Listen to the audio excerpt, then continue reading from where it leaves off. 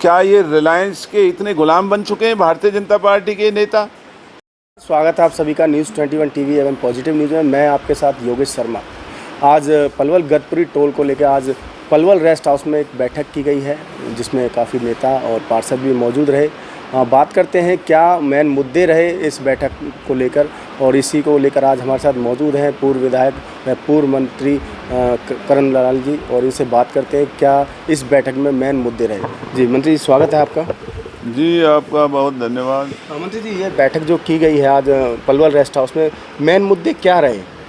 आज Palwal rest house में जो गतपुरी टोल हटाओ संघर्ष समिति की दोनों जिलों के जो उसके मेंबर हैं उनकी बैठक थी, और बैठक में ये फैसला सर्वसम्मति से हुआ है कि जो भाजपा की सरकार पंचायतों को और गांवों के विकास की बात करती है, आज बहुत ही शर्म और अफसोस की बात है कि भारतीय जनता पार्टी के मंत्री और भारतीय जनता पार्टी के अधिकारी गतपुरी गांव की पंचायत की ज़मीन को रिलायंस के लोगों के लिए बिना मुआवजा दिए, बिना पैसे दिए, उसके ऊपर जो टोल स्ट्रक्चर बनाए हैं वो गैर कानूनी हैं।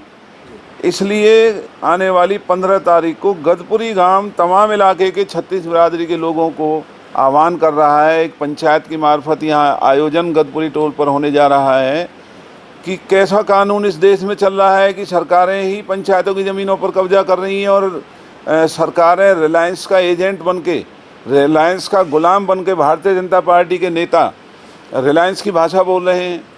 तो इस गतपुरी टोल प्लाजा को, गतपुरी की पंचायत की ज़मीन जहां लड़कियों के स्कूल बनने थे, जहां गौशाला बननी थी, वहां रिलायंस का जो ये टोल प्लाजा बनाया है उसको हटाने के लिए आज संघर्ष समिति ने गतपुरी गांव के आह्वान पर वहां बहुत विशाल पंचायत बुलाने का फैसला आज हुआ है। और उसमें हम सब भाजपा को नंगा करेंगे, इनके मंत्रियों को नंगा करेंगे, इनकी जो घिनौने चेहरे हैं जो गुलामी कर रहे हैं रिलायंस की, इनके घिनौने चेहरों को जनता के सामने उजागर करेंगे और इस टोल को यहाँ से उखाड़ फेंकने का काम दोनों जिलों के लोग अवश्य करने जा रहे हैं। मंत्री, जैसे आपने बताया कि जो टोल यहाँ बना है, यहाँ पर सरकारी स्कूलें बनने थे, जो कन्या पाठशाला बननी थी, इसका मतलब तो ये सरकार का ही पूरा हाथ दिखाई देता है आपको, क्या कहना चाहोगे? निश्चित तौर पर जब सरकार ने आज तक, इनके मंत्री आकर के टोल चलाने की वकालत कर रहे हैं, उन्होंने आज तक ये नहीं पूछा कि ये ज़मीन पंचायत की तुमने कैसे गैरकानूनी तरीके से कब्जा की है,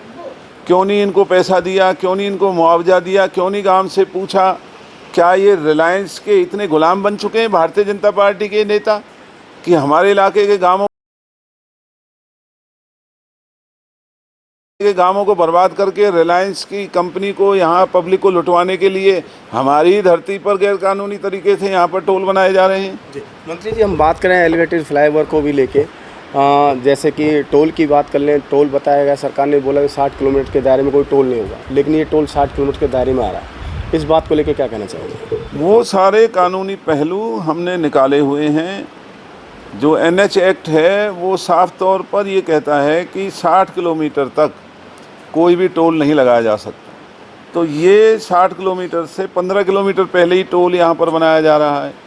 इसके अलावा रिलायंस कंपनी ने ये सौदा बीजेपी की सरकार से मिल कर के और बहुत ही औने पौने दामों पर लिया और घाटा दिखा करके 3600 करोड़ रुपए में इसको बेच दिया। और वो 3600 करोड़ वसूलने का काम ये कंपनी अब हमारे इलाके से करेगी। तो इसमें पलवल के अंदर 4 लेन का पुल बनाना, बल्लभगढ़ के रेल के पुल को 4 से 6 लेन का ना करना, और जगह जगह आज भी जाम जैसी जो स्थिति है, तो ये रोड बनाने का लाभ इस इलाके को नहीं मिल रहा है। जब रोड का लाभ ही नहीं मिल रहा है तो टोल किस बात का है? मंत्री जी, बात करें एलिवेटेड फ्लाईओवर को लेके, जनता काफ़ी सालों से इंतजार कर रही थी इस जाम से मुक्त पाया जाए, लेकिन बीती रात की हम बात कर लें कि केठवाड़ी चौक पे भी इतना लंबा जाम था कि लोग परेशान हो गए थे जाम को लेकर। इस बारे में लेकर क्या करें, फुल को लेकर? यही हम कह रहे हैं कि जो जाम है, इस एलिवेटेड 4 लेन के पुल के बनाने के बाद जामों की स्थिति उससे भी ज़्यादा ख़राब है। ना केवल केठवाड़ी चौक, इधर से जवाहर नगर का चौराहा आप आगे देखिए, उधर से जो बस स्टैंड के चौराहे पे देखिए, अलावलपुर वाले चौराहे पे देखिए, हुड्डा चौक वाले चौराहे पर जाकर के देखिए। जब से ये 4 लेन का पुल बना है तब से वहाँ ज़्यादा जाम लगने शुरू हो गए हैं। तो जब जाम ही लग रहे हैं तो फिर टोल किस बात का, फिर ये सड़क बनाने का क्या फ़ायदा हुआ? भाजपा के नेताओं को बताना चाहिए। आगे की जो महापंचायत का जो आप आयोजन की बात कर रहे हैं, कौन सी तारीख को आपने निश्चित किया है?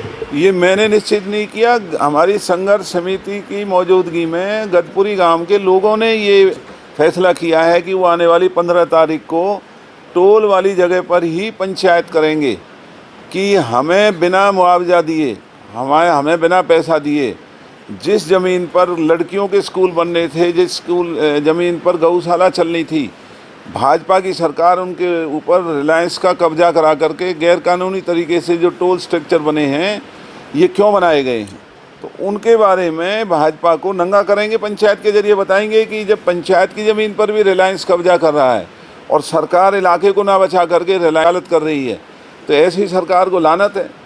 तो मंत्री जी, क्या लगता है ये संघर्ष कामयाब होगा?